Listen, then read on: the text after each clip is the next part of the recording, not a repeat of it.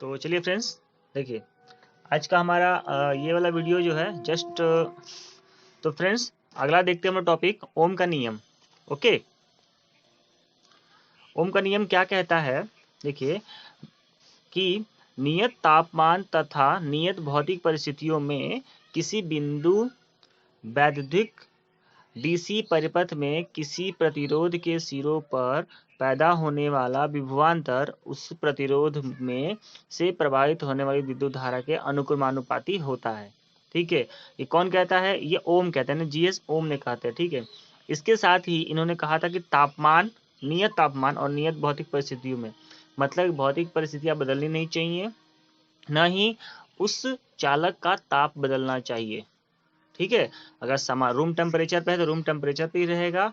ठीक है, अगर 10 डिग्री सेल्सियस पे अगर हो रहा है तो 10 डिग्री सेल्सियस पे ही उसका हम लोग प्रैक्टिकल करेंगे तो हमारा कितना आना चाहिए।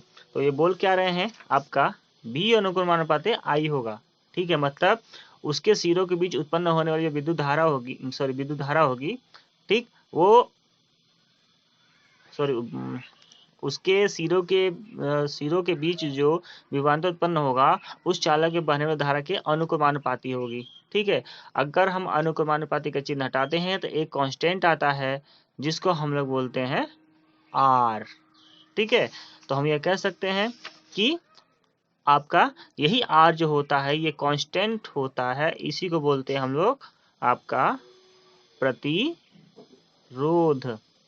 ठीक है, इसको बोलते हैं हम लोग प्रतिरोध। यह हर तार के लिए अलग अलग होता है और तापमान बदलने पर और भौतिक परिस्थितियां बदलने पर ये चेंज होते रहता है, यानी आर। ठीक है, हम लिख सकते हैं V अपॉन में आई इक्वल टू आर, यानी V और I का अनुपात जो होता है हमेशा कांस्टेंट होता है। ठीक है, तो ये हमारे ओम का नियम के सत्यापन होता है यहाँ पे। ठीक है, बात हम करेंगे यहाँ पे कि भी क्या है, आपका चालक के सिरों के बीच उत्पन्न विभवांतर। ठीक है, विभवांतर इसे फाइनल विभवांतर सिंपली V2 माइनस V1 होता है, इसको हम कट ऑफ भी लिख सकते हैं, ये वाला है। ठीक है, और आई उस चालक में उत्पन्न धारा यानी विद्युत धारा। ठीक है, इसके बाद हम एक टॉपिक और देखते हैं हम लोग। ठीक है, ओम के नियम का प्रतिपादन। ठीक है, ओम का नियम का प्रतिपादन करने के लिए हमें क्या क्या चाहिए? सबसे पहले आपको ओमीटर चाहिए, वोल्टमीटर चाहिए, रिहोस्टेट चाहिए, प्रतिरोधक चाहिए, और बैटरी चाहिए, और फ्लेक्सिबल तार चाहिए, और पुश बटन स्विच चाहिए। ठीक है, इसका सिंबल आप देख सकते हैं। इस सिंबल को दिखा के मैं आपको एक चीज बता दूं कि हमारा जो अमीटर होता है हमेशा सीरीज में लगता है। ठीक है, अमीटर जो होता है, अमीटर हमेशा सीरीज में लगता है। ठीक, और वोल्ट मीटर जो होता है हमेशा आपका पैरेलल में लगता है। ठीक है, ये चीज आप ध्यान दीजिएगा, कभी कभी ये वाइवा क्वेश्चन में पूछा जा सकता है। ठीक है, और ये आपका अब प्रैक्टिकल का क्वेश्चन है ओम के नियम का प्रतिपादन, तो ये मैं आपको थ्योरम नहीं बताऊंगा यहाँ पे, ये उसके साथ ही आपको परीक्षण तालिका ये बनानी होगी। ठीक है, मैं आपको थोड़ा सा वीडियो जूम कर देता हूँ। देखिए, मैं थोड़ा सा वीडियो जूम कर दिया, आप यहाँ देख सकते हैं परीक्षण तालिका है।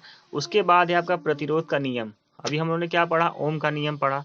देखिए, प्रतिरोध का नियम में आपका तीन तरह का नियम पढ़ना, 3 नियम पढ़ने हैं आपको। ठीक है, जिसमें से आपका देख लीजिए, मैं यहाँ लिख भी रहा हूँ, आपको पढ़ा भी रहा हूँ। ठीक है, सबसे पहले है किसी चालक का प्रतिरोध उसकी लंबाई के अनुपाती होता है। ठीक है भैया, चालक का प्रतिरोध उसके लंबाई का अनुपाती हो गया, ये प्रतिरोध का नियम हम पढ़ रहे हैं। ठीक है, किसी चालक का प्रतिरोध उसके कटाव क्षेत्रफल के व्युत्क्रमानुपाती होता है। कटाव क्षेत्रफल का मतलब क्या? क्रॉस सेक्शनल एरिया, मतलब परिच्छेद। ठीक है, जैसे कि मान लीजिए यहाँ मैंने पेन रखा है। ठीक है, इसका कटाव क्षेत्रफल कौन सा होगा? ये जो अगर हम इसको पेन यहाँ बीच में से कट करेंगे ना तो हमें कौन सा एरिया दिखाई देगा? ये ऊपर वाला ये दिखाई देगा। तो इसी को हम लोग बोलेंगे आपका कटाव क्षेत्रफल यानी क्रॉस सेक्शनल एरिया। ठीक है, इसको हम लोग बोल सकते हैं उसके आर इसका क्या होगा? व्युत्क्रमानुपाती होता है। यहाँ मैं कैपिटल ए से लिखा हूँ, यहाँ बुक में आपका स्मॉल ए से शो किया हुआ, इससे कोई फर्क नहीं पड़ने वाला। ठीक है, और तीसरा क्या होगा? किसी चालक का प्रतिरोध उसके पदार्थ से किस मात्रा पदार्थ की प्रतिरोधकता पर निर्भर करता है। सिंपल सी बात है, किसी चालक का जो प्रतिरोध है वह चालक कैसा है, किस प्रकार का है, उस पर निर्भर करता है। तो वो उसके डायरेक्टली प्रोपोर्शनल होता है। इसको बोलते हैं रो। क्या बोलते हैं हम इसको? रो बोलते हैं। इन तीनों को मिलाने के बाद हमारा बनता है R is equal to rho L by A, और प्रतिरोध का मात्रक हम जानते क्या होता है? ओम होता है। ठीक, जो रो होता है ना, इसको हम लोग बोल सकते हैं आपका विशिष्ट प्रतिरोध। ठीक है, ये हो गया आपका विशिष्ट प्रतिरोध। ठीक है, प्रतिरोध बताने के साथ साथ ही मैं आपको एक चीज बता दूं कि जो प्रतिरोध होता है आर, तो चालक, जो चालक में धारा बहती है तो उसको हम लोग बोलते हैं चालकता। ठीक है, मतलब चालकता वह होता है जो किसी चालक में विद्युत धारा प्रवाहित में मदद करती है, और प्रतिरोध क्या करता है, उसको रोकता है। तो वो चालकता हो गया। तो चालकता क्या होता है, उसको जी से दिखाते हैं, और चालकता क्या होता है, आर का जस्ट उल्टा होता है। और आर क्या होता है, 1/g होता है, सिंपल। ठीक है, अब देखिए हम बात करते हैं यहाँ से इसमें, और थोड़ा सा हम डिस्क्रिप्शन देख लेते हैं इस वाले में। इसको हम लोग कैसे समझ सकते हैं, देखिए जो आपका प्रतिरोध का लंबाई मीटर में होगा, ठीक है, और प्रतिरोध का जो आपका कटा क्षेत्रफल होगा यानी क्रॉस सेक्शनल एरिया होगा वो आपका मीटर स्क्वायर में होगा। ये आपका मात्रक दिया रहेगा, इसका वैल्यू आपका विशिष्ट प्रतिरोध का वैल्यू आपको दिया रहेगा। ठीक है, तो आपको वहां से डायरेक्ट पुटअप कर देना है। ओके, इसके बाद हमारा अगला टॉपिक है प्रतिरोधकता या विशिष्ट प्रतिरोध। जो मैंने आपको बताया अभी आपका रो विशिष्ट प्रतिरोध, इसके बारे में है। ठीक है, तो प्रत्येक चालक अपनी संरचना के अनुसार अपने में से प्रवाहित होने वाली विद्युत धारा का विरोध करता है। सिंपल सी बात है, अगर आपका कॉपर भी है तो वो भी विद्युत धारा का विरोध करता है, थोड़ा थोड़ा करता है एकदम। ठीक है, चांदी है तो सबसे अच्छा जो आपका चालकता वाला जो चालकता होती है किसकी होती है, तो चांदी की होती है। फिर चांदी है, तांबा है, फिर सोना है, फिर एल्युमिनियम है। ठीक है, तो हम एल्युमिनियम का कॉपर का यूज करते हैं, बाकी सोना और चांदी बहुत महंगा है। आयरन का हम लोग यूज करते हैं, कहीं कभी कभी यूज करते हैं एज ए रेजिस्टेंस के मामले में। ठीक है, लेकिन बहुत ही वो क्षय होता रहता है, जंग लगने के कारण खराब होता है, इसलिए उसका यूज हम लोग नहीं करते हैं। बात करेंगे विद्युत प्रतिरोध का मात्रक, तो इसका मात्रक क्या होता है, ओम सेंटीमीटर या ओम मीटर होता है। ओम मीटर या ओम सेंटीमीटर होता है। ठीक है, ये इसका मात्रक हो गया। अब बात करते हैं क्वेश्चन वगैरह मैं आपको बाद में बता दूंगा, आप कमेंट करके बताना है क्वेश्चन बताऊं कि ना बताऊं मैं।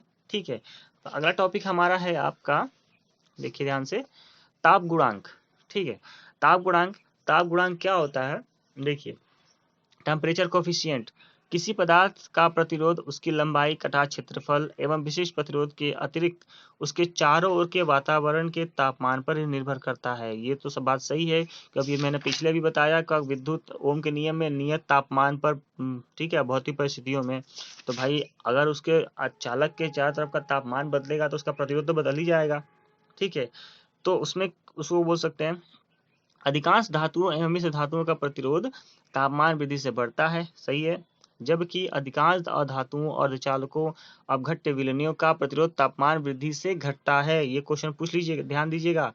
धातुओं एवं मिश्र धातुओं का प्रतिरोध, जब धातु यानी मेटल होगा, ठीक है, जैसे कॉपर हो गया, ठीक है, कॉपर हो गया, निकेल हो गया, ये देखो निकेल आपका मिश्र धातु है, कॉपर आपका धातु है। ठीक है, इन दोनों का जब हम लोग ताप बढ़ाएंगे तो इनका प्रतिरोध क्या होगा, बढ़ेगा। ठीक है, इंक्रीज करेगा। ओके, तो ये हो गया।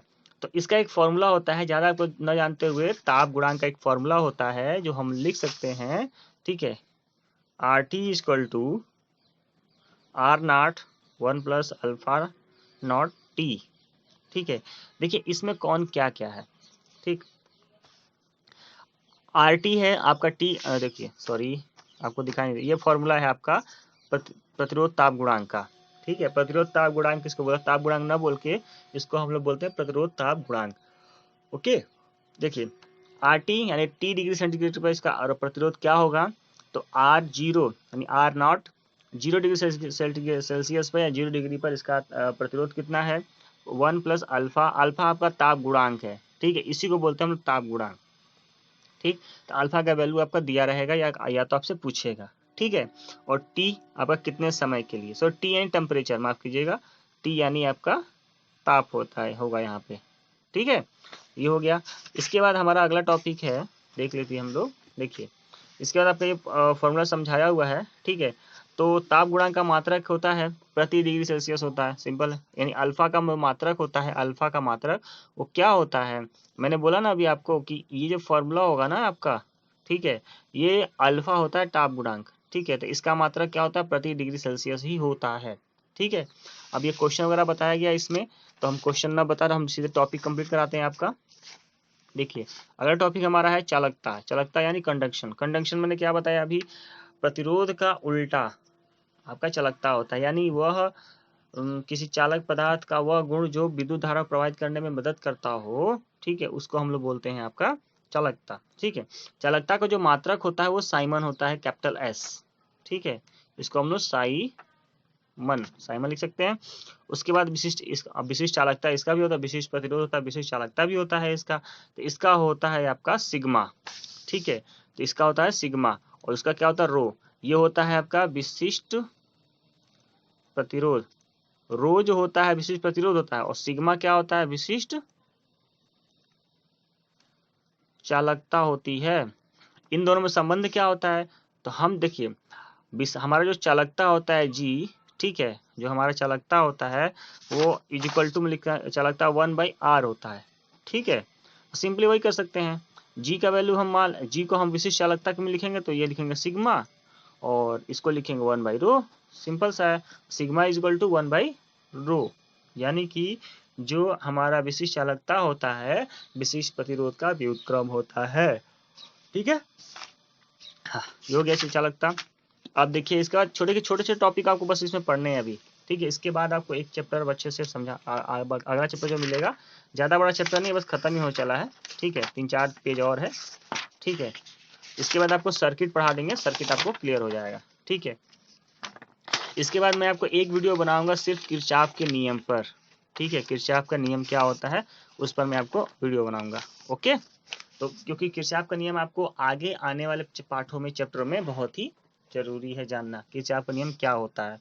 ठीक है, तो हम लोग उसको जान लेंगे। ठीक, तब सबसे पहले हम लोग कार्य, शक्ति एवं ऊर्जा देखते हैं। कार्य क्या, सबसे पहले कार्य क्या होता है, किसी बल के द्वारा किसी वस्तु को निर्दिष्ट दिशा में विस्थापित करना कार्य कहलाता है। मतलब अरे कोई वस्तु है उसमें बल लगा के उसको विस्थापित कर दिए तो हमारा कार्य हो गया। तो इसका फॉर्मूला हमारा होता है W = Fs।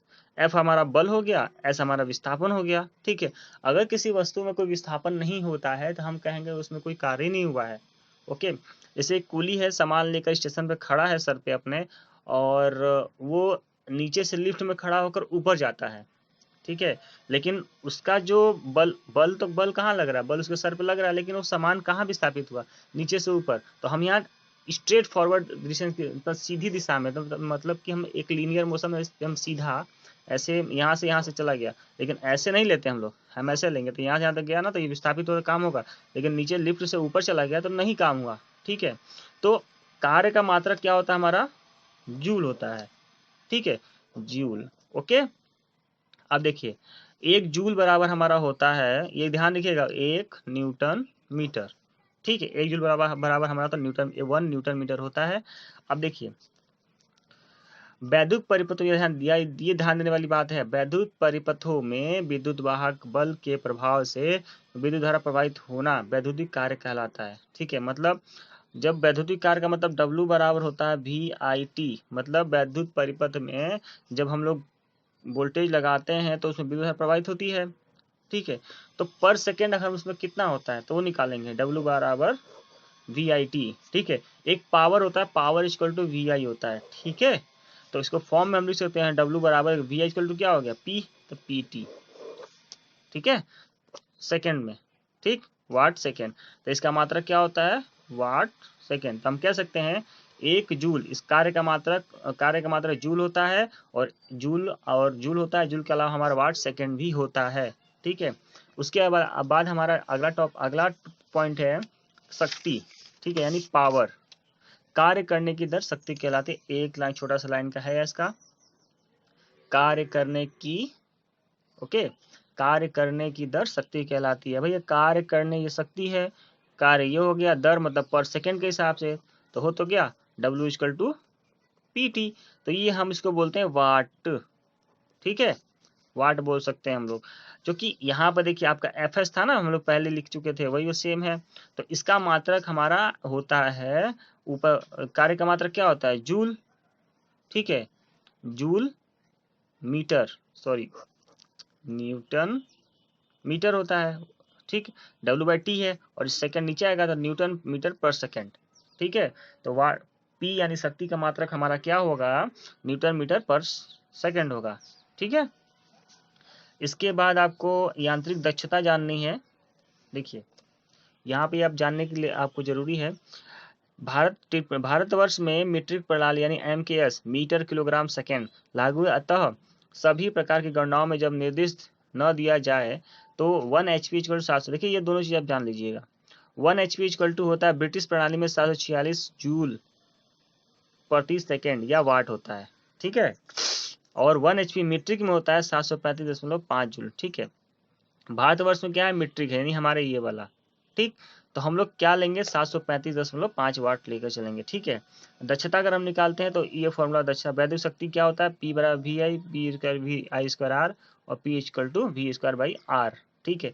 ये कैसे आया मैं आपको दिखा देता हूँ यहाँ पे, ठीक है, क्योंकि इसके बाद जानने को आपको ऊर्जा पढ़नी है, ऊर्जा क्या होता है, ठीक है। मैं आपको वो बता देता हूँ। अगर आपको वीडियो पसंद है तो प्लीज़ वीडियो को लाइक जरूर करें, और अभी आप मेरे चैनल को सब्सक्राइब नहीं करें तो सब्सक्राइब जरूर करें। देखिए हम जानते हैं V बराबर IR जानते हैं, अभी हमने पढ़ा W बराबर VIT, ठीक है, और मैंने यहाँ पढ़ा P equal to W by T, ठीक है, ये पढ़ा। अब देखिए यहाँ पे आपका P इक्वल टू VI वैद्युतिक शक्ति, ठीक है, ये वैद्युत शक्ति आया। अब देखिए P इक्वल टू VI होता है तो हम जानते हैं V बराबर IR होता है, तो हम V यहाँ से हटा देंगे तो ये लिखेंगे IR, तो P इक्वल टू यहाँ IR लिखेंगे IR इंटू I, तो क्या होगा P equal to I square R, हो गया, ठीक है। अब इसके बाद हम लोग यहाँ से क्या करेंगे, ये V इक्वल टू IR होता है तो हम लिखेंगे V by R equal to I, मतलब अब यहाँ से I को हटाएंगे अब हम लोग, P equal to V into V by R, तो क्या होगा P equal to V square by R, आ गया। तो ये हो गया, इस तरह से आते हैं, ओके।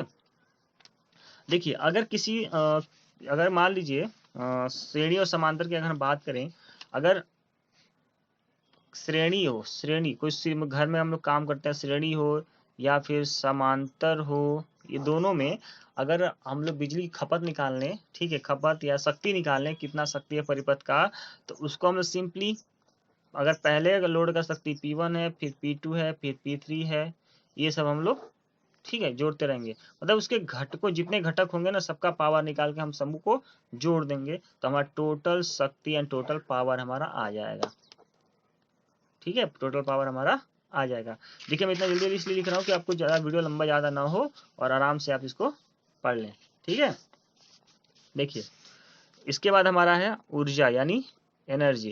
देखिए कार्य करने की कार्य करने की दर शक्ति कहलाती है और कार्य करने की क्षमता ऊर्जा कहलाती है, ठीक है। तो ऊर्जा को हम लोग इस दिखाते हैं, ठीक है, और ये होता है WT होता है कार्य गुणे समय, ठीक है, यानी कुल कार्य, मतलब कोई व्यक्ति कार्य कर रहा है और कितने समय तक कार्य किया, दोनों को मल्टीप्लाई करने के तो कितना कुल ऊर्जा कितनी खपत की, ठीक है।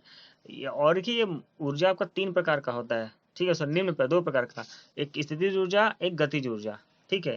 स्थितिज ऊर्जा क्या होता है, द्रव्यमान गुरुत्वीय त्वरण ऊंचाई, द्रव्यमान mgh, P equal to mgh, m आपका द्रव्यमान, g गुरुत्वीय त्वरण जो 9.81 मीटर पर सेकंड होता है, और उसके बाद ये h मल्टीप्लाई करके हमारा क्या आएगा, स्थितिज ऊर्जा आएगा। मतलब अगर मैं पेन जमीन से इतना ऊपर रखा हूँ तो इसमें स्थितिज ऊर्जा, और ऐसे घुमा रहा हूँ तो इसमें गतिज ऊर्जा आ गई। तो गतिज ऊर्जा का फॉर्मूला क्या होता है, आप पढ़े होंगे पिछले क्लासों में, के गतिज ऊर्जा इक्वल टू 1/2 द्रव्यमान गुणे mv स्क्वायर, ठीक है, ये फॉर्मूला होता है।